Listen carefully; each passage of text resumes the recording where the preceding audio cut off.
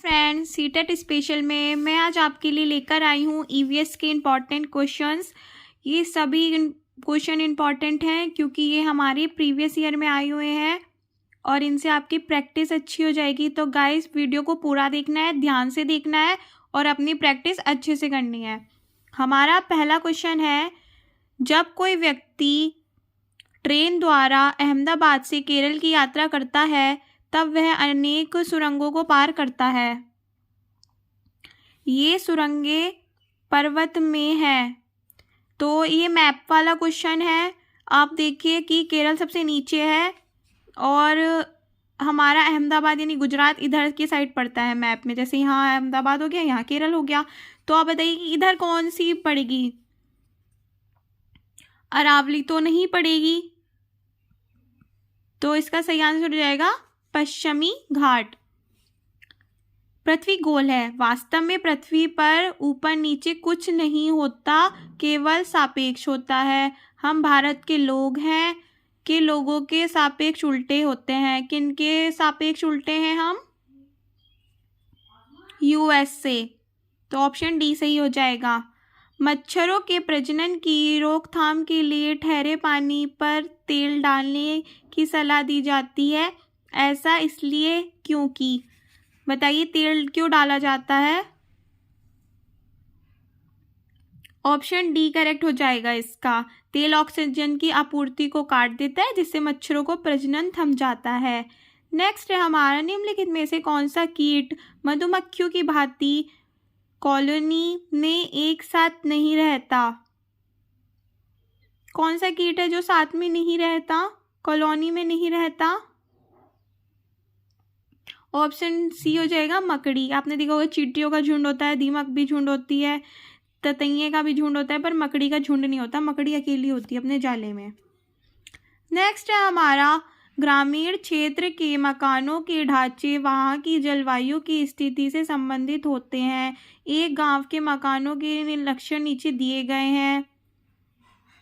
तो हमें ये बताना है कि इस तरह के जो हैं वो कहाँ पाए जाते हैं।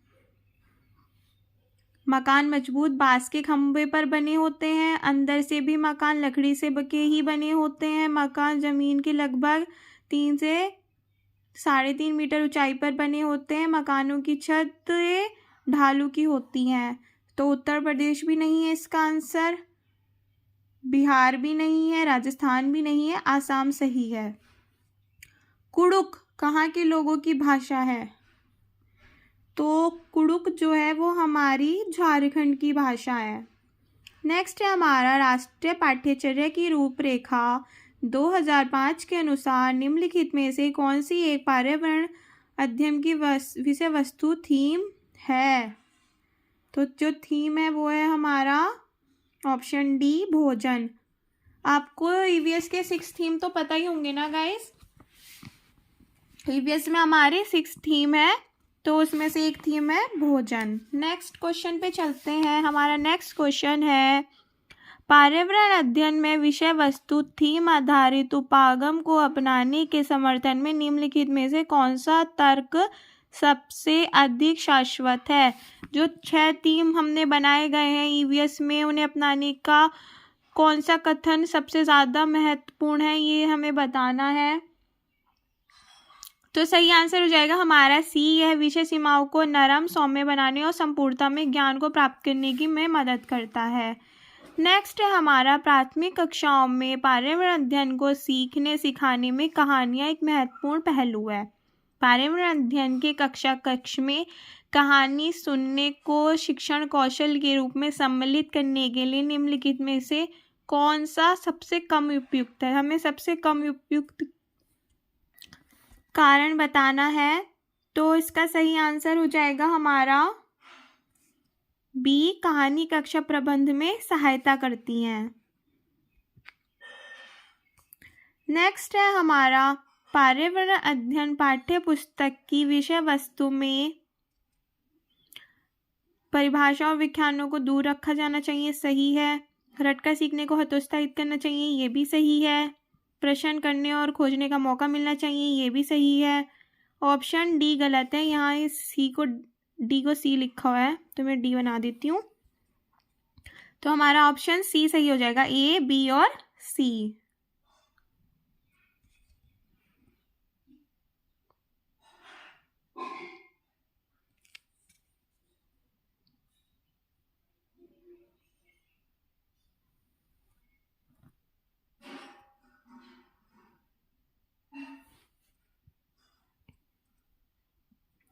नेक्स्ट है हमारा, निम्नलिखित में से कौन सा कथन आकलन प्रक्रियाओं के बारे में सबसे कम उपयुक्त है? तो सही आंसर हो जाएगा हमारा ऑप्शन डी, बच्चों को निजी विवरण और फीडबैक देना वांछनीय अभ्यास है। तो निजी विवरण और उन्हें फीडबैक देना बहुत ज़रूरी है, तभी तो बच्चे को पता चलेगा कि वो कितना सीख रहा है कितना नहीं, और हम फीडबैक ही नहीं देंगे तो इसलिए सबसे कम उपयुक्त है। नेक्स्ट है, नीचे दिए गए प्रश्नों को ध्यान से पढ़िए। क्या आपने अपने घर या स्कूल के आसपास जानवर देखे हैं जिनके छोटे बच्चे हैं? अपनी नोटबुक में उनके नाम लिखिए। इस प्रश्न के माध्यम से किस प्रक्रम कौशल का आकलन किया गया है? परिकल्पना एवं प्रयोग। तो परिकल्पना तो इसमें नहीं हो रही है। नेक्स्ट है, न्याय के लिए सरोकार, न्याय वाला भी कुछ नहीं है, तो ऑप्शन सी सही हो जाएगा, अवलोकन एवं रीडिंग। नेक्स्ट है हमारा, पर्यावरण अध्ययन की अंत्य विषय प्रकृति पर्यावरण मुद्दों को द्वारा संबोधित करती है। तो इसका सही आंसर हो जाएगा हमारा ऑप्शन सी, विज्ञान, सामाजिक विज्ञान, पर्यावरण शिक्षा की विषय वस्तु के और पद्धति के प्रयोग। नेक्स्ट है हमारा, कक्षा 5th ए के शिक्षक एक सवाल देते हैं, पेड़ों के 5 लाभ लिखिए, जबकि कक्षा बी के शिक्षक निम्न सवाल देते हैं, क्या होगा अगर धरती पर कोई पेड़ ना हो? इन सवालों की प्रकृति कैसी है? पहला ऑप्शन क्या है? ए मुक्त अंत वाला अभिसारी है, बी बंद अंत वाला अपसारी है। बताइए।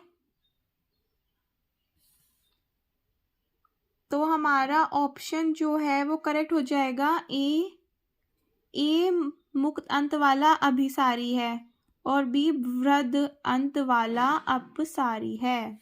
नेक्स्ट है हमारा, कक्षा 1st में पर्यावरण अध्ययन में शिक्षार्थियों के आकलन के बारे में निम्नलिखित में से कौन सा कथन सत्य है? तो पर्यावरण कक्षा 1st की बात हो रही है, और कक्षा 1st में मैंने आपको बताया था ना, पर्यावरण अध्ययन ऐसे सब्जेक्ट नहीं होता, वो हिंदी और मतलब भाषा और गणित के साथ ही होता है। तो इसका ऑप्शन हमारा डी सही हो जाएगा, ए, बी और सी। उम्मीद करती हूँ गाइस आपको वीडियो पसंद आई होगी। मिलते हैं नेक्स्ट वीडियो में। प्लीज़ मेरे चैनल को लाइक कीजिए, सब्सक्राइब कीजिए और अपनी प्रैक्टिस करते रहिए। All the very best. Thank you.